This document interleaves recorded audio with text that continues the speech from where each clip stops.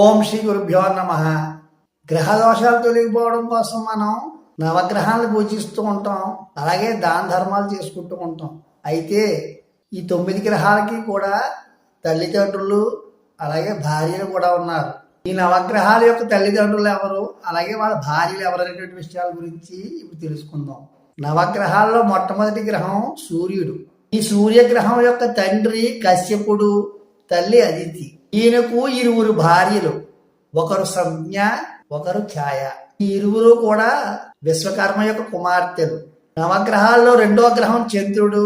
ఈ చంద్రగ్రహం యొక్క తండ్రి అత్రి మహాముని, అలాగే తల్లి అనసూయాదేవి. అశ్విని నుండి రేవతి వరకు గల నక్షత్రాల యొక్క తారాగణం ఏవైతే ఉందో వీరందరూ కూడా ఈ చంద్రుడి యొక్క భార్యలే. వీరందరూ కూడా దక్ష ప్రజాపతి యొక్క కుమార్తెలు. అయితే చంద్రుడికి వీరందరిలోకెల్లా కూడా రోహిణి అంటేనే మిక్కిలి ప్రేమ. నవగ్రహాల్లో 3వ గ్రహం అంగారకుడు. ఈయన్ని కుజుడు అని కూడా అంటూ ఉంటారు. భూదేవికి విష్ణుమూర్తికి కలిగినటువంటి కుమారుడే ఈ అంగారకుడు. శ్రీ మహావిష్ణువు శరీరం నుండి జారిపడినటువంటి శ్వేత బిందువు నేలపై పడి ఎరుపు రంగు శరీరం కలిగినటువంటి పురుషుడిగా జన్మించాడు. ఇతడు అఖండమైనటువంటి తపస్సును చేసి బ్రహ్మగారిని మెప్పించడం వలన ఈ విధంగా గ్రహంగా మారాడని చెప్పి పద్మ పురాణంలో మనకు తెలియజేయబడింది. ఈ కుజగ్రహం యొక్క భార్య జ్వాలిని.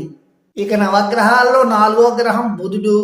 చంద్రుడికి తారకి కలిగినటువంటి కుమారుడే ఈ బుధుడు. ఇతని యొక్క భార్య ఇల.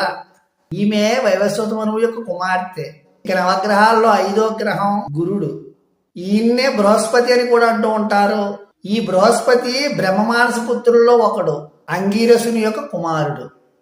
అంతేకాదు మహాబుద్ధిశాలి కూడా. అంతేనా, ఇతను దేవతలకి గురువు. ఈ బృహస్పతి యొక్క భార్య తార. ఇక నవగ్రహాల్లో 6వ గ్రహం శుక్రగ్రహం. ఈయన బ్రహ్మమానస పుత్రుడైనటువంటి భృగువు యొక్క కుమారుడు. ఇతని భార్య ఊర్ధ్వశ్విని.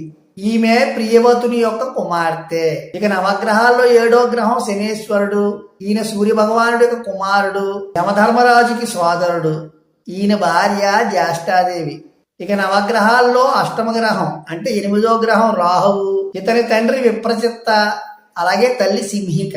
ఈ రాహువు యొక్క భార్య కరాళి. ఇక నవగ్రహాల్లో చివరిది 9వది అయినటువంటి గ్రహం కేతువు. ఈ కేతు గ్రహం అనేటువంటి వాడు విప్రచిత్తకి అలాగే సింహికకు కలిగినటువంటి కుమారుడని కొంతమంది అంటూ ఉంటారు.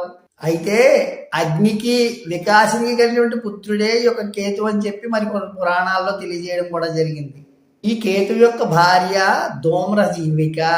ఇవి నవగ్రహాల యొక్క తల్లిదండ్రులు మరియు భార్యల యొక్క వివరాలు.